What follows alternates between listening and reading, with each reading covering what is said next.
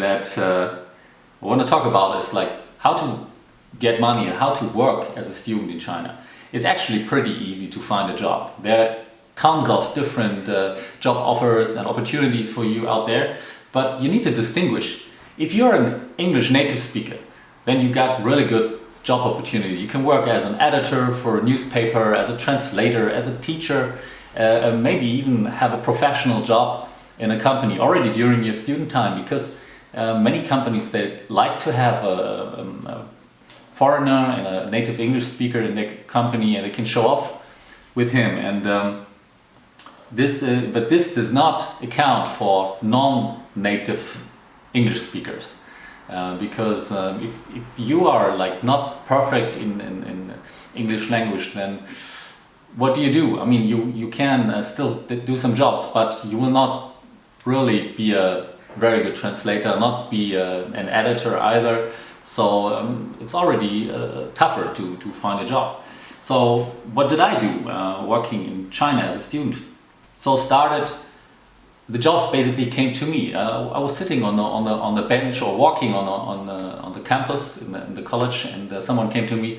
Oh, we need you to speak some German or English words into our recording machine for a software. So they took me like half an hour to a place close by, and I just talked like about 10 or 20 words, and they said, oh, we're done here, you got 100 kwai. Well, 100 kwai was nothing, but I was a student, so for me, I thought it's easy money, I take it. I got this offer to test some students in English language, and I didn't know the exact conditions and everything, and I thought, okay, that shouldn't be too hard.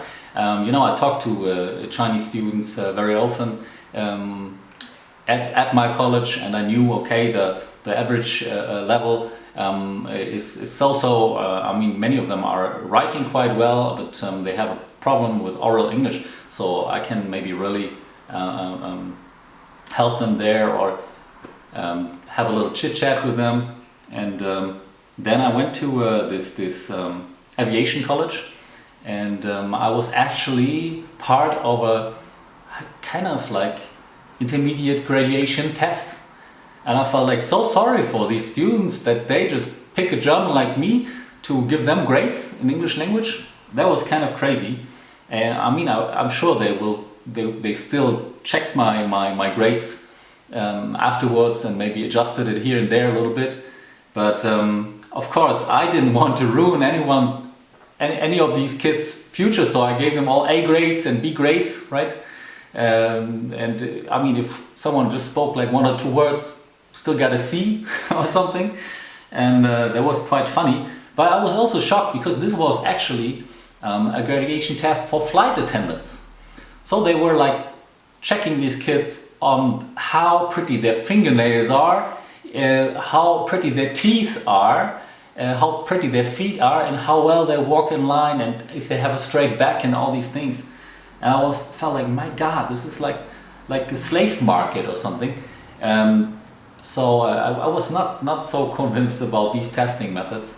And yeah, it shows that China has this kind of superficial side on it too, and it's really tough for the students to compete with others. Another job I had was like being a size model. They didn't hire me for my pretty face, right? Which I don't have really. They hired me for like fitting clothes onto my body, because they thought I have an average Western body. What a compliment! And they tried on some different jackets and everything, because they cannot pick a Chinese person, because they have different proportions, body proportions, right? So they needed a Westerner to fit on the clothes, and they paid quite good money for it too. So those are the jobs you can do there. There's many more, I'm sure, when you decide to study in China. There's even some much funnier jobs, like they're so-called meeting sitters, who are like sitting in a meeting or in a conference just like to fill the gap and to give it an international touch, and they have nothing to do with the topic. They're not related to it at all. It might be like I don't know, military meeting, or well, maybe not military, but an engineering related field, and they just hire a Westerner who is like has never heard of any mathematics formula, who didn't study any engineering related field, and he's just supposed to sit there and give the impression like this whole thing is very international and very important. I even heard of a situation where like a Chinese chemistry company, they hired an American dude and gave him the title for one day. I don't know if it was for one day or a longer period of time, but they gave him the title like the quality manager, right?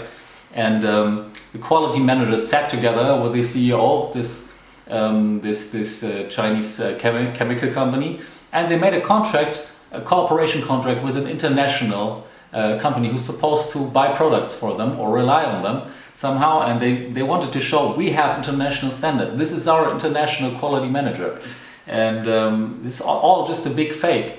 So this is really quite scary. Also, if you do business with Chinese companies, be aware of these things. It's unbelievable. I cannot imagine anything like this happening over here, but well, it certainly does too. But this kind of is typical for China. It's changing over there. It's not like you go there with a Western face and you have a job immediately. Maybe that was the case 20-30 years ago, but not anymore. Another job I had was like working as an intern in a consultancy company. That was very funny because we were like making proposals for local Chinese governments. They get like these 5 years budget, like huge amount of money. And my boss was coming to us and said like, hey, maybe you have some ideas how to spend that money. Just write it down.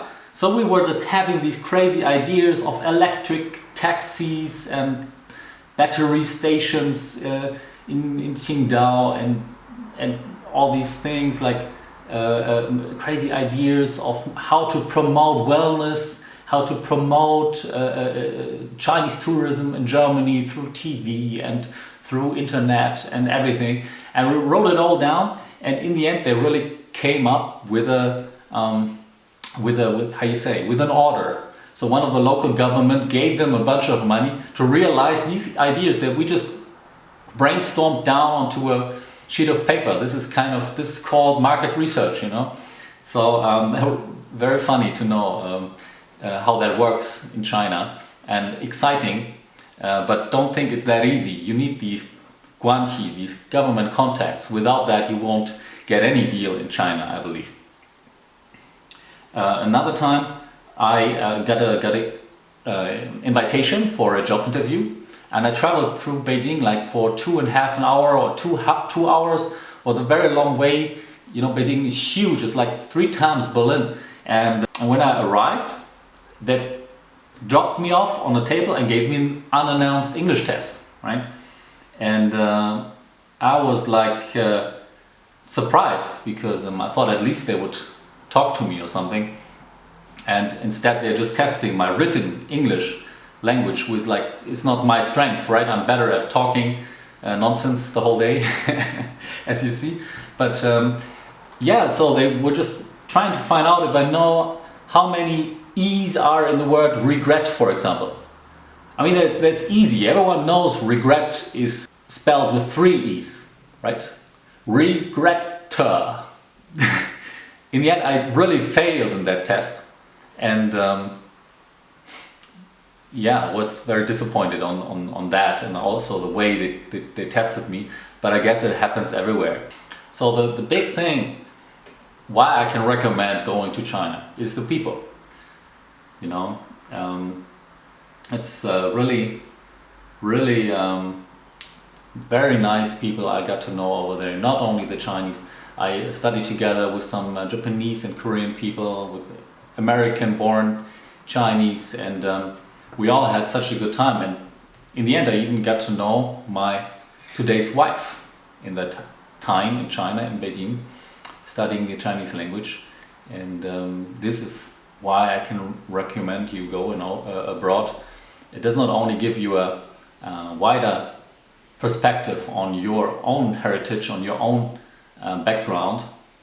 I understand my home country Germany much better now since I've been to China, but it also gives you so much more. It enriches your life and yeah, gives you new friends, new people, new contacts in life.